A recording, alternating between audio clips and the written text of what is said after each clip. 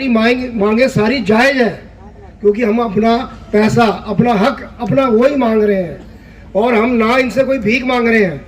क्योंकि हमने जो 1995 स्कीम जो सरकार ने चलाई थी, उसमें हमने अपना पेंशन फंड में अपनी सैलरी में से जो अंशदान दिया है, उसके एवज में हम आपसे पैसा मांग रहे हैं। आज एक पेंशन मिल रही है, मात्र किसी को 800 है, किसी को 500 है, 1000 है, 2000 है।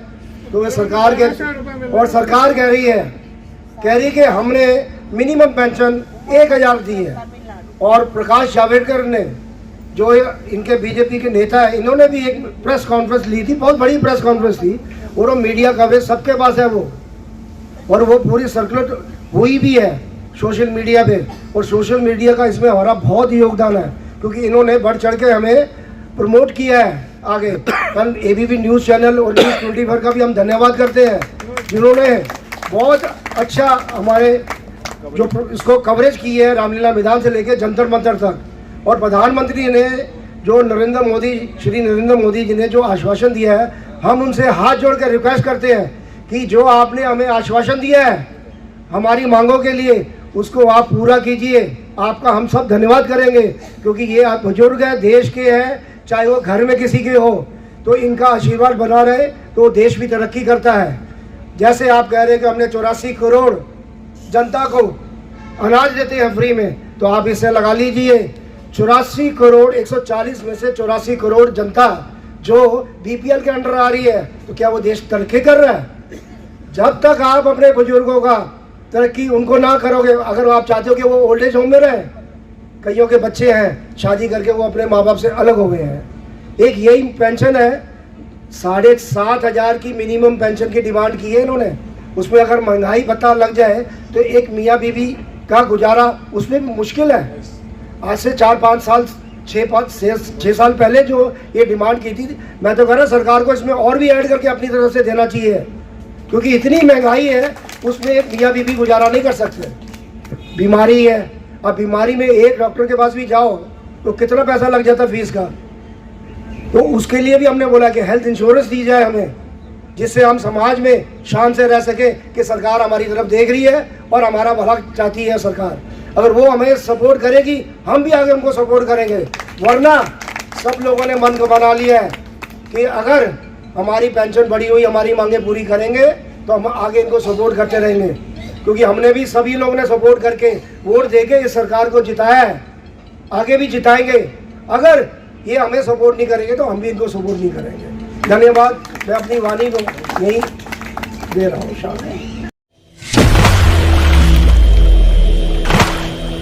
नहीं मिलेगा आपको, मिसेस को मिलेगा, क्योंकि आप अगर नॉमिनी करेंगे तो। हम सोच के देखिए कितना बड़ा जगलरी है ये। आपका जो कॉर्पस है, आपका जो प्रिंसिपल है वहां जमा है आपका। मैं अभी बोल रहा हूं एवरेज 20 लाख जमा है वहां पे। मान लीजिए आपका 2000 पेंशन है, आप मरने के बाद आपको मिसेस को 1000 मिलेगा। और मुझे पता नहीं बहुत आदमी को मालूम है कि नहीं है, ये रोज में है। आपका मिसेस को आधा मिलेगा। क्यों भाई? इसके बाद देखिए मिसेस भी अगर मर जाए तो आपका जो प्रिंसिपल अमाउंट फॉरफिट हो जाएगा। आरओसी नहीं है। 2007 से ये आरओसी उड़ा दिया। पहले आरओसी था, return on capital. Return of capital भी अभी नहीं है। आपका कर्पस, आपका जो प्रिंसिपल अमाउंट वो फॉरफिट हो जाएगा, वो वहां पे फंड में चला जाएगा। ऐसे करते करते 7,20,000 करोड़ अनक्लेम अमाउंट है वहां पे। अनक्लेम क्या, वो तो क्लेम कर ही नहीं सकते अभी। अब पहले अनक्लेम बोला था, अभी अनक्लेम नहीं है, ये उनका पैसा हो गया। अब सोच के देखिए कितना बड़ा जगलरी है ये। इवन मैं आपको बता रहा हूं, अगर उनका फॉर्मूला है, सर 1 मिनट में बुला रहा हूं, अगर उनका ये फॉर्मूला है जो आपका लास्ट बेसिक इनटू आपका सर्विस पीरियड डिवाइडेड बाय 70 क्या होता है? कोई भी अमाउंट को 10,000, 20,000, 50,000, 30,000 कोई भी अमाउंट को 35 से गुना कीजिए और 70 से भाग कीजिए, 50% हो जाएगा। सीधा 50% होगा। This is the formula actually. कोई भी यू टेक एनी अमाउंट, उसको 35 से मल्टीप्लाई कीजिए और 70 से डिवाइड कीजिए, दैट अमाउंट विल बी 50%। सो जो 2007 का पहले जो रिटायर किया उसका लास्ट बेसिक 5,000 था, उनका ही कैलकुलेशन है, 5,000 के ऊपर कटिंग किया, वो 5,000 इंटू 35 डिवाइड बाई 70 कीजिए, 2,500 हो जाएगा। बोले तो मैं चैलेंज करता हूं, कौन सा आदमी यहाँ पे जो 2005 के आगे रिटायर किया उसको 2,500 मिलता है पेंशन? है यहाँ पे कोई? चलिए छोड़िए, 2014 में 6,500 के ऊपर किया हो, 6,500 अगर आपको लास्ट बेसिक होता है इंटू 35 डिवाइड बाई 70 कितना होना चाहिए? 3,250। 6,500 का 50% आपको पेंशन होना चाहिए। है जो 2010 में 11 में 12 में रिटायर किया और 6,500 के ऊपर कंट्रीब्यूट किया, वो 3,250 मिल रहा है? नहीं मिल रहा है। हमने आरपीएफसी को क्वेश्चन किया था, ये क्या कैलकुलेशन है आपको, क्या जगलरी है? बोले हमको नहीं पता, ये हो रहा है, ये कंप्यूटर में डालता हूं सिस्टम कर देता है। तो what is your hidden agenda? हमने पूछा भी, अब तुम्हारा एजेंडा क्या है? हमारा पैसा से आयश करना। आपको जो अभी मिल रहा है वो भी आपको एज पर फॉर्मूला नहीं मिल रहा है, इसीलिए हमने 7,500 मांगा है। जो अगर आपका 15,000 आपने अभी कैपिंग रखा है 15,000, तो 15,000 इंटू 35 डिवाइड बाई 70 7,500 हमारा होना चाहिए एज पर योर फॉर्मूला। और साथ में डीए क्यों मांग रहा हूं दोस्तों? मान के चलिए 7,500 हो गया, मान के चलिए अगर आज आप रिटायर करते आपको 7,500 पेंशन मिलता है, लेकिन डीए नहीं है। अगर आप 20 साल जी जाता है, 20 साल बचता है, तो वो 7,500 की कीमत क्या रहेगा? 0। आज से 20 साल बाद ये 7,500 क्या होगा? इसीलिए साथ में डीए चाहिए। अगर डीए नहीं होगा तो आपका पेंशन कभी रिव्यू नहीं होगा। डीए एवरी 3 मंथ्स में रिव्यू होता है as per the inflation of the market. इसीलिए दोस्त हमारा डिमांड 7,500 प्लस डीए और साथ में मेडिकल। कैन यू इमेजिन हमारा हालत क्या है? एक रास्ते का भिखारी जैसा हालत है, ना सरकारी हॉस्पिटल ना प्राइवेट हॉस्पिटल। आप देखिए सेंट्रल गवर्नमेंट का ईएसआई हॉस्पिटल है, कोई भी आदमी जाएगा ईएसआई हॉस्पिटल मुफ्त में उसको चिकित्सा हो जाएगा। इवन दिल्ली में जितना भी आदमी है जिसके पास आयुष्मान भारत हो जाएगा, लेकिन ईपीएस पेंशन जाएगा आयुष्मान भारत भी नहीं मिलेगा। क्यों नहीं मिलेगा? क्योंकि इन्होंने लंबा चौड़ा लगा दिया, आपका पक्का मकान नहीं होना चाहिए, आपका पास 4 पहिया गाड़ी नहीं होना चाहिए। अरे भाई मैं 30 साल नौकरी किया, मेरा पास एक मकान नहीं होगा? चलो अभी मैं गाड़ी बेच भी सकता हूं क्योंकि गाड़ी चलाने लायक मैं नहीं रहा, पेट्रोल खरीदते थे, उस जमाने तो चला था, खरीदा था मैंने, इसीलिए हमको आयुष्मान भारत नहीं मिलेगा। क्या नाइंसाफी है ये? क्यों मांगा मेडिकल? इवन हमने ये भी बोला अगर एक कालीन हमको 5,000 10,000 देना है हम दे दे भाई, मेडिकल फैसिलिटी दो। Everybody is suffering from the either diabetes, either arthritis और हाई प्रेशर, कोई ना कोई बीमारी है, खाने का पैसा नहीं तो दवाई कहां से लाएंगे? इसीलिए दोस्त हमारा डिमांड कितना जेन्युइन है, आज तक इवन प्रधानमंत्री तक ठोकरा नहीं पाया। अरे भाई क्या मांग रहे हो तुम, इतना क्यों मांग रहे हो? मैं इसीलिए आज अगर 50,000 मांगता ना सब हाथ, अरे क्या यार 50,000 पेंशन होता है क्या? होता है। ओएनजीसी, एचपीसीएल, बीपीसीएल, गेल, बामनलड़ी, बड़ा बड़ा जो भी मल्टीनेशनल कंपनी पूछिए, आज उनका पीआरबीएस है, उनके ईपीएस नहीं है, पीआरबीएस है। 60,000 70,000 1.5 लाख उनका पेंशन है। सेंट्रल गवर्नमेंट का कोई भी एम्प्लॉय को, कोई भी ऑफिसर को पूछिए पेंशन कितना है, डीआरडीए को ऑफिसर। अरे वो तो छोड़िए, एमपीएमएलए का पेंशन कितना है मालूम है आपको? वो भी एक एक पेंशन नहीं है, 2-2 पेंशन, 3-3 पेंशन। एक दिन के लिए अगर सांसद बन गया, एक दिन के लिए भी अगर एमएलए बन गया तो उनका पेंशन चालू। Even not only pension, railway में फ्री, एयर फेयर फ्री, घर में टेलीफोन फ्री, हो सकता है घर का कुत्ता भी फ्री हो जाता है, कुत्ता का खाना। हमको क्या मिलता है? हमको बोलता है सीनियर सिटीजन, अरे शर्म की बात है, इंडिया में सीनियर सिटीजन डूब के मर जाना चाहिए। सीनियर सिटीजन को कोई जगह है, बस में सीट मिलता है? फिर भी मैं दिल्ली में देखा, दिल्ली सरकार को मैं नमन करता हूं, नमन कर दो दिल्ली सरकार का बस सर्विस को। सब सरकारी बस है, उसमें सीनियर सिटीजन के पास भी होता है, 25 रुपया लगता है।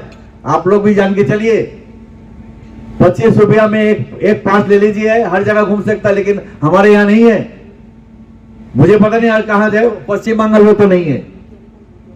इवन सीनियर सीबीटी मीटिंग में जाते हैं, वहां पे आपका बात नहीं कर, हमारा बात नहीं कर रहा है, क्योंकि क्या बोलता है, well now retired employees are not our member, they are only talking for the existing employees, क्योंकि एग्जिस्टिंग एम्प्लॉय उनका मेंबर होता है, एग्जिस्टिंग एम्प्लॉय से वो कंट्रीब्यूशन लेता है। भाग्य देखिए कितना मुश्किल काम है ये, जो सीबीटी का मेंबर के सब जब मिलने के लिए जाता हूं हम लोग, भाई हम तो तुम्हारा ही मेंबर था। कांग्रेस का इंटू का INTUC, सीपीएम का C2 है, बीजेपी का BMS है, भारतीय मजदूर संघ, सबका बस हमने किया, तो हम करेंगे, लेकिन असली जाके मिनिमम पेंशन का बात उठता नहीं सीबीटी मीटिंग में। इस बार भी नहीं हुआ, क्योंकि दिलीप भट्टाचार्य जी करके आपने पेपर में देखे होंगे, बहुत बड़ा लीडर है C2 का, he is one of the members of CBT. Dilip Bhattacharya clear cut हमसे बात करता है, इस बार भी उन्होंने बात उठाया था।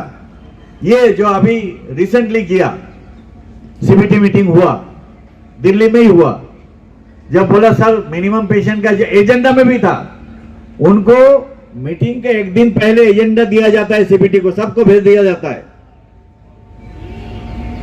और उसको वेन्यू दिया जाता है, जो फलाना जगह पे फलाना दिन पे बाई एयर टिकट दिया जाता है, एयर में आ जाओ, 5 स्टार होटल में रुको, फिर हमारा साथ मीटिंग करो। उस एजेंडा में मिनिमम पेंशन हाइक था, क्योंकि हमने इसके पहले ऑल सीबीटी मेंबर, सममंत्री, जो लेबर मिनिस्टर, सबको हमने रिप्रेजेंटेशन दिया था, मेमोरेंडम। कमांडर साहब का ही सिग्नेचर था उसमें, कमांडर साहब हमको भेजा, हमने दिया था। मीटिंग में एजेंडा में होते हुए भी वो डिस्कशन नहीं हुआ।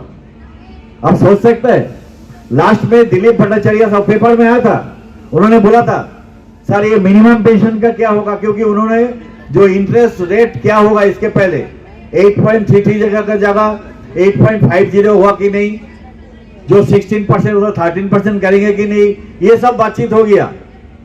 लेकिन मिनिमम पेंशन हाइक इस सीबीटी मीटिंग में उठा नहीं। क्या बोलता है, जाते जाते डॉक्टर यादव, भूपेंद्र सिंह यादव बोल रहा है अगले मीटिंग में होगा ना, भविष्य में करेंगे, इस वर्ड था उनका, फ्यूचर मीटिंग में हम करेंगे, भविष्य में ये मिनिमम पेंशन हाइक हम उठाएंगे सीबीटी मीटिंग में। फिर उनको पूछा भविष्य में मतलब नेक्स्ट मीटिंग में, अरे हाँ यार वो देखा जाएगा, हम करेंगे, करके चला गया। ये रवैया है आपका यूनियन लीडर, हमारा यूनियन लीडर का, इंटू बाईटू C2 BMS HMS जो भी बोलिए, वो लोग होते हुए भी, और क्लियर कट बोलता है भैया वो सरकार को तुम ऐसा कुछ करो, बोलता है जब तक गला नहीं दबाएगा तब तक जीभ निकलेगा नहीं बाहर। सेम चीज बोलता है, जो रियली बोल रहा है, बहुत छोटी सी बात है, एकदम बहुत पुरानी बात है, जब तक बच्चा नहीं रोता है मां दूध भी नहीं देती। अब सोच लो कितनी बड़ी बात है, अपनी मां अपने बच्चे को दूध नहीं देता है जब तक नहीं रोता है, और वो भी रोना क्या है, बहुत जोर से रोना पड़ेगा, then only we will get the milk।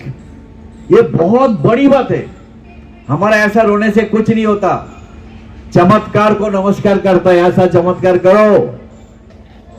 मैं तो बोल रहा हूं ये जो पेड़ है ना, फांसी लगा के लटक जाऊंगा, तब जाके अगर वो जी बोले जी हाँ भाई कुछ करना पड़ेगा, 1 मारा 2 मारा 3 मारा, तब जाके चलो वो जागेगा।